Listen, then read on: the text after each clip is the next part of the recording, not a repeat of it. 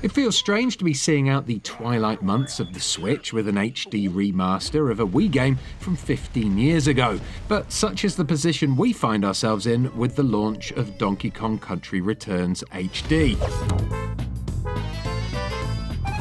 This challenging 2D platformer is itself an attempt to recapture DK's glory days from the SNES, making this something of a double dip in the rose-tinted pools of nostalgia. But having played Returns at the time, and again when it came to the 3DS in 2013, it is still somewhat heartening to realise that yes, this wasn't just a great platformer in its own right a decade and a half ago, it remains a cracking platformer even now, standing the test of time with its demanding athleticism, pitch-perfect timing, and warrens of devious secrets. Viewed in isolation, this is as worth playing today as it ever was, and a stark reminder of just what a great Donkey Kong Country game can be. However, it's so rare we can view things in isolation these days, and it feels doubly strange to be returning to this when its superior sequel, Tropical Freeze, was ported to the Switch back in 2018, and still costs a sizable £50, just like Returns HD does. Back then, we were just over a year into the Switch's lifespan, but to bookend the console with its simplified and slightly drabber-looking predecessor, you can't help but feel the two games should have arrived the other way around.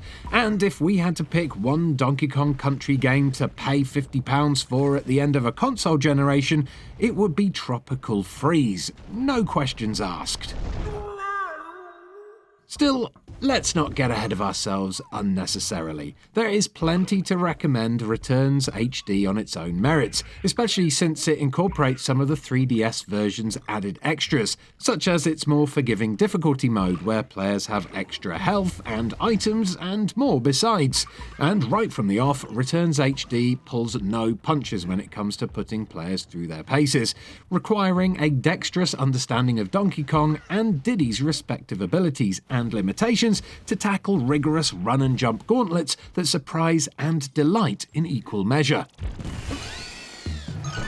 In some respects, the 3DS still feels like the more natural home for Returns, particularly early on.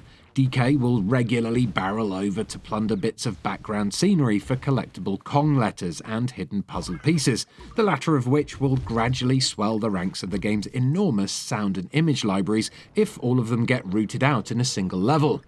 That scenery will also regularly cascade into the foreground too, as pillars of stone domino down a cliff face to bridge looming chasms before you, while kraken tentacles snake through narrow sea caves to block your path, and pesky moles chuck deadly bombs from rival minecart tracks in crystal-encrusted tunnels. It's a wonderful collision of the senses, your fingers flying by the seat of your Joy-Con buttons to keep up with the sights and sounds being hurled at you from front and behind. A dynamic camera frames the action with a deft and elastic lens, pulling in close for tense and frenetic precision work before zooming out to capture every last crumb of its ornately drawn spectacle. And it's all set to the bombastic tunes of David Wise's original soundtrack, reworked here by Alexander Yeztremsky.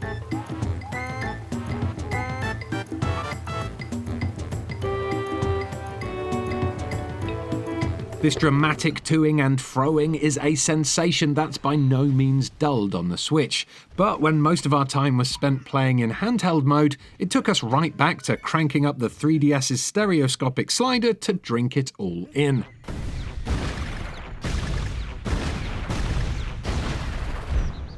We were also reminded just how much it leaves you to discover the finer nuances of its platforming too. While handy tutorial pigs will occasionally pop up to tell you some basic controls, how to grab onto a vine say, or slam DK's fists into the ground to break fractured scene furniture, lessons on how to apply some of its more advanced platforming techniques are never quite as forthcoming. We'll admit we had 15 years of muscle memory to help us out here, so we already knew that pressing jump again on enemies' heads, Mario and Luigi style, would help us gain extra height, while rolling would help us speed up to soar across larger gaps. Some of this you'll inevitably learn by happy accident, as thankfully this is a world positively teeming with little moments of magic like this. Slamming a suspicious platform and having it flip to reveal a hidden barrel to one of its many secret rooms, for example, or crouching down to blow a puff of air only for it to launch a tiny, barely noticeable propeller seed into the air with a bunch of bananas or puzzle piece in tow. Small, incidental actions like these make each and every level feel alive with wide-eyed possibility, and the way that knowledge then ripples out to the way you approach later levels on Kong Island remains one of Returns HD's greatest strengths. The more likely scenario, however, is that you'll learn the bulk of these techniques the hard way, through grit and tears and by dying repeatedly to some of its most challenging platform segments, where precise application of these skills is your only route to success. Minecart levels, once the highlight of Donkey Kong Country games, are particularly bad for this, though curious banana and collectible placements do at least help to nudge you towards some kind of revelation, however frustrating. Still, when 1 foot wrong is often all that stands between you and a hasty restart, there are times when Returns HD can feel exasperatingly obtuse, something you might have hoped would have been ironed out for this remaster, and no amount of extra health in its lower difficulty mode will help to soften the blow here.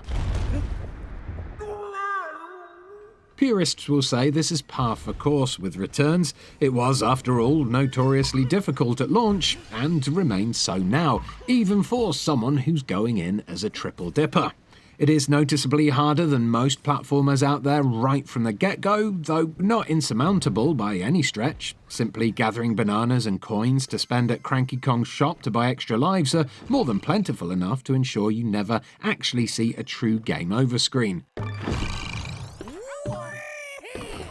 Similarly, after several deaths in a row, those tutorial pigs will eventually offer to deploy the returning super guide function to skip you to the end as well, albeit at the cost of any collectibles that you've gathered, and any remaining pride you have.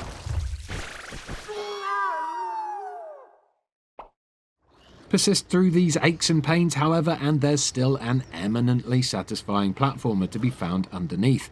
One where mastery is frequently rewarded, and discovering its finer details elicits the best kind of glowing gratification. It remains a very good video game, even if it will inevitably feel like something of a step backward for those who have already played and love Tropical Freeze, whose handsomer visuals and more ambitious set pieces easily trump this rather straightforward, no-frills remaster. If you missed it at the time, or simply can't resist the lure of nostalgia, there's still a good time to be had with Returns HD. But really, if you've yet to play either of Retro's Donkey Kong Country games at this stage in the Switch's life cycle, you should probably just skip straight to Tropical Freeze.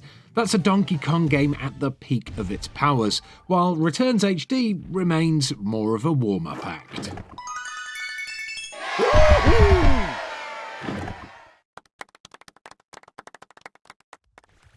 In summary then, Donkey Kong Country Returns HD is a straightforward remaster that struggles to outshine the Switch port of Tropical Freeze, but Returns HD is still a challenging and satisfying platformer that stands the test of time. If you enjoyed this video review and found it useful, please do give it a like, subscribe to Eurogamer for almost daily videos about video games, and why not check out some of our other reviews that are on screen and clickable right now. Goodbye.